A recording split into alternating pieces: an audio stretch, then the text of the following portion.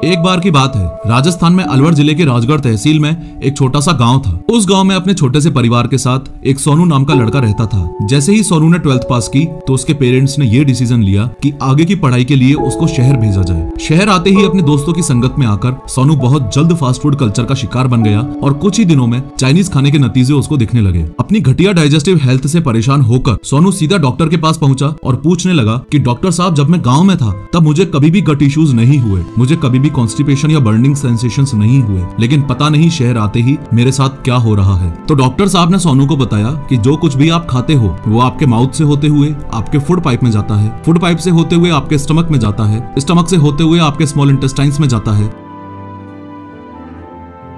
फिर वहां से आपके लार्ज इंटेस्टाइन में जाता है और लास्ट में एनस के थ्रू शरीर से बाहर चला जाता है। लेकिन ये प्रोसेस इतना स्ट्रेट फॉरवर्ड नहीं है जितना बचपन में आपने कभी पढ़ा होगा। एक एवरेज पर्सन एक साल में अप्रोक्सीमेटली 675 केजी खाना खा जाता है। इसका सिंपल सा मीनिंग है लगभग 1.5 से 2 केजी फूड पर डे। अब इस फूड में से भी शरीर को एनर्जी देने के लिए फ्यूल क्या होगा और शरीर से बाहर जाने वाला वेस्ट क्या होगा, डाइजेस्टिव सिस्टम ये डिसीजन कैसे लेता है, ये समझेंगे। और इसके अलावा एक बादाम अलग तरीके से डाइजेस्ट होता है और एक मोमो अलग तरीके से डाइजेस्ट होता है, वो भी समझेंगे। In short, typical biological terms में ना घुसकर रियल लाइफ फूड साइंस हमारे डाइजेस्टिव सिस्टम को कैसे इंपैक्ट करती है उस बारे में बात करेंगे। लेकिन हर बार की तरह शुरू से शुरू करते हैं। सबसे पहले तो ये समझो कि खाना मुंह में डालने से पहले ही डाइजेशन शुरू हो जाता है। आपके माउथ में ये 3 मेजर सैलिवरी ग्लैंड्स मौजूद रहते हैं। ये वाली है पैरोटिड ग्लैंड्स, आपके जॉ यानी जबड़े के नीचे यहाँ पर मौजूद हैं ये सब मैंडिबुलर ग्लैंड्स, और आपकी टंग के नीचे मौजूद हैं ये सब लिंगुअल ग्लैंड्स। इसके अलावा हंड्रेड्स ऑफ सैलिवरी ग्लैंड्स और भी हैं, और जैसे ही आप खाने के बारे में सोचते हो या खाने को स्मेल करते हो या फिर खाने को देखते हो तो ये सैलिवरी ग्लैंड्स सलाइवा रिलीज करना शुरू कर देती हैं। अब ये तो आपको पता है कि सलाइवा खाने को चबाने में और खाने को स्वेलो करने में यानी निगलने में हेल्प करता है, लेकिन सलाइवा से रिलेटेड ये 2 बातें आपको शायद ही पता होंगी। पहली तो ये कि सलाइवा में एंटीबॉडीज होती हैं और ये आपके मुंह में जर्म्स को मारता है, दस कीपिंग योर माउथ क्लीन। और दूसरी ये कि सलाइवा में एमिलेज नाम का एक डाइजेस्टिव एंजाइम होता है जो आपके खाने में मौजूद कार्बोहाइड्रेट्स को डाइजेशन के लिए आपके माउथ में ही ब्रेक डाउन करना शुरू कर देता है। फिर जैसे ही आप खाने को निगलते हो तो एक अमेजिंग प्रोसेस के थ्रू एपिग्लोटिस कुछ इस तरीके से फूड को विंड पाइप में जाने से रोकता है और फूड पाइप में भेज देता है। इस बात पर ध्यान दो कि ये विंड पाइप है और नीचे जाकर ये आपके लंग्स यानी फेफड़ों से कनेक्टेड है। इसमें खाना चला गया तो लफड़ा हो जाएगा, इसलिए खाने को स्वेलो करते ही एपिग्लोटिस विंड पाइप की ओपनिंग को ब्लॉक कर देता है और खाने को फूड पाइप का रास्ता दिखा देता है। इसके अलावा रेस्ट ऑफ द वीडियो में इस पीस ऑफ फूड को बोलस बोला जाएगा। एक बार आपने फूड को चबा लिया और स्वेलो कर लिया, देन उसे पाइप को ही दूसरे शब्दों में ईसोफेगस बोला जाता है, और आपका ये ईसोफेगस एक स्पेशल टाइप का मूवमेंट करता है जिसे बोला जाता है पेरिस्टाल्टिक मूवमेंट। इसका मीनिंग ये हुआ कि अगर आप उल्टे लटके हुए हो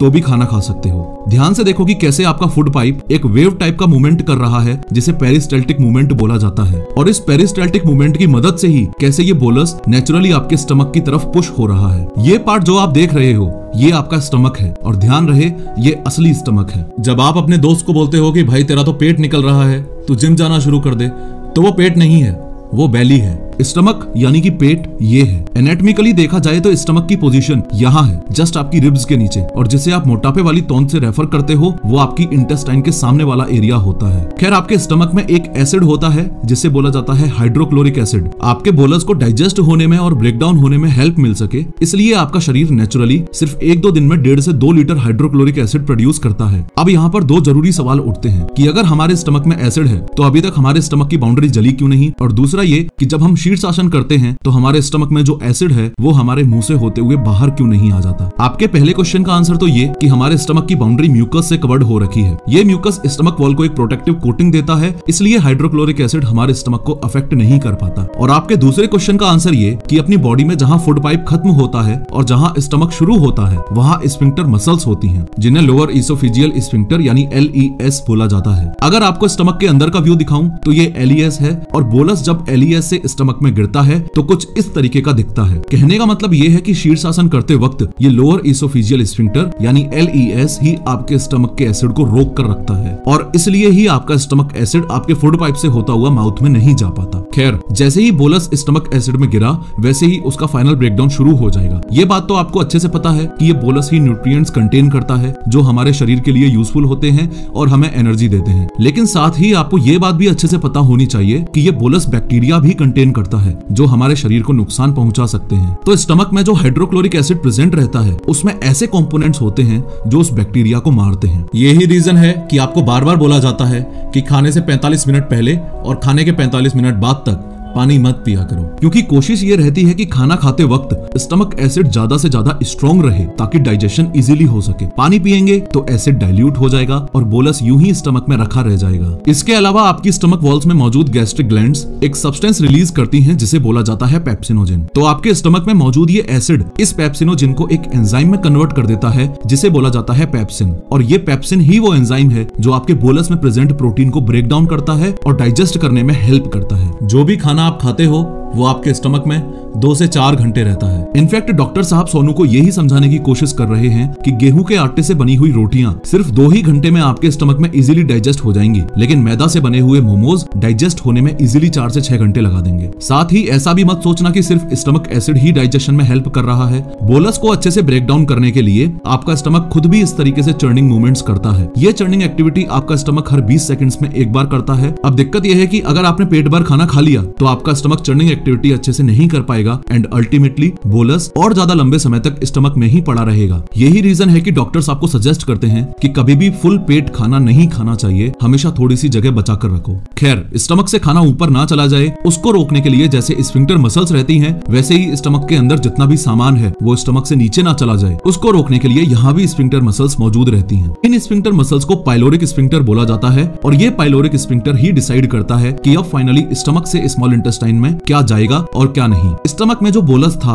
वो हाइड्रोक्लोरिक एसिड की वजह से, डाइजेस्टिव एंजाइम्स की वजह से और स्टमक की चर्निंग एक्टिविटी की वजह से चाइम में कन्वर्ट हो जाता है, और ये पाइलोरिक स्फिंक्टर सिर्फ चाइम को ही स्मॉल इंटेस्टाइन में एंट्री देगा, बाकी माल को पेट में ही रोक कर रखेगा। आपने जो कुछ भी खाया था स्टमक से होते हुए अब वो फाइनली स्मॉल इंटेस्टाइन में पहुंच चुका है। पूरे डाइजेस्टिव सिस्टम में मेनली तो स्मॉल इंटेस्टाइन ही वो पार्ट है जहां न्यूट्रिएंट्स का एब्जॉर्प्शन होता है। ध्यान से समझो कैसे। एक एवरेज एडल्ट में स्मॉल इंटेस्टाइन लगभग 20 से 22 फीट की होती है। इसका मीनिंग ये हुआ कि आपकी हाइट से 3 गुना से भी ज्यादा लंबी। एट द सेम टाइम आपके स्मॉल इंटेस्टाइन की विड्थ आपके मिडल फिंगर के बराबर होती है। वापस ह्यूमन बॉडी में आकर आपको समझाऊं तो स्मॉल इंटेस्टाइन बेसिकली 3 पार्ट्स में डिवाइडेड है। स्मॉल इंटेस्टाइन का जो ये पार्ट स्टमक से जुड़ा हुआ है और सी शेप का है, इसे बोला जाता है डिओडेनम। जो स्मॉल इंटेस्टाइन का इतना बीच वाला हिस्सा है इसे बोला जाता है जेजुनम, और स्मॉल इंटेस्टाइन का लास्ट पार्ट जो कि फाइनली लार्ज इंटेस्टाइन से जाकर कनेक्टेड है उसे बोला जाता है इलियम। डुओडेनम, जेजुनम और इलियम आपके चाइम में से, या यूं कह लो कि आपने जो खाना खाया था उसमें से डिफरेंट न्यूट्रिएंट्स अपने अपने लेवल पर एब्जॉर्ब करते हैं। फॉर एग्जांपल स्मॉल इंटेस्टाइन का लास्ट पार्ट यानी कि ये इलियम आपके खाने में से जिंक एब्जॉर्ब करता है जिससे स्पर्म प्रोडक्शन और इम्यून सिस्टम में हेल्प मिलती है। आपके खाने में से कैल्शियम एब्जॉर्ब करता है जिससे बोन और हेयर ग्रोथ में हेल्प मिलती है। लेकिन इस सब से हटके फन पार्ट है ये समझना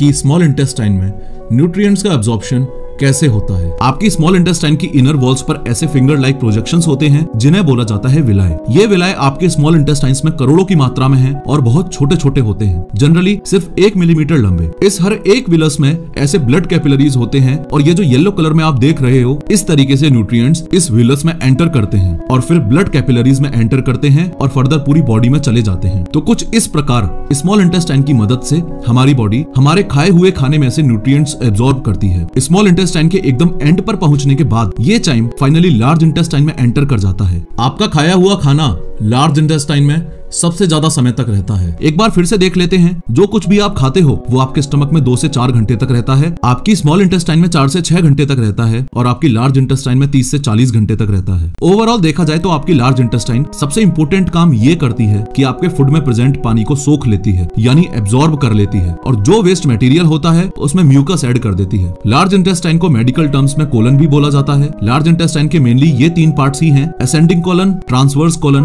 और ये डिसेंडिंग कोलन। डिसेंडिंग कोलन के एंड में यहाँ पर रेक्टम है और इसके नीचे एनस है। ध्यान से देखो कि लार्ज इंटेस्टाइन या कोलन में भी इस तरीके से पेरिस्टाल्टिक मूवमेंट्स होते हैं। पूरे दिन में ऐसे 3 से 4 मेजर पेरिस्टाल्टिक मूवमेंट्स होते हैं जो वेस्ट मटेरियल को आपकी बॉडी से बाहर पुश करने में हेल्प करते हैं। इस बात को भी नोटिस करना कि एनस में 2 टाइप्स की स्फिंक्टर मसल्स होती हैं। एक तो ये जो कि है इंटरनल एनल स्फिंक्टर्स और ये है दूसरी वाली एक्सटर्नल एनल स्फिंक्टर्स। ये जो एक्सटर्नल एनल स्फिंक्टर मसल्स हैं इनको आप वॉलंटरीली कंट्रोल कर सकते हो। फॉर एग्जाम्पल आप ड्राइव कर रहे हो और आपको ऐसा फील होता है कि अब बाथरूम जाना पड़ेगा, लेकिन अभी आपका घर 15 मिनट की दूरी पर है, या फिर आप ऐसी सिचुएशन में नहीं हो कि बाथरूम यूज कर सको, तो ऐसे केस में आपके वेस्ट मटेरियल को अंदर ही रखने के लिए आप अपनी एक्सटर्नल एनल स्फिंक्टर मसल्स को यूज करते हो। लेकिन जब आपके रेक्टम में वेस्ट मटेरियल है और आपको फील नहीं हो रहा कि आपको बाथरूम जाना है, तो ऐसे केस में आपकी इंटरनल एनल स्फिंक्टर मसल्स आपके वेस्ट मटेरियल को वहीं रोक कर रखती हैं। इसके अलावा दो डाइजेस्टिव ऑर्गन्स ऐसे भी हैं जो आपके डाइजेस्टिव ट्रैक्ट का हिस्सा नहीं है, लेकिन डाइजेशन में बहुत ज्यादा हेल्प करते हैं। इसका सिंपल सा मीनिंग ये हुआ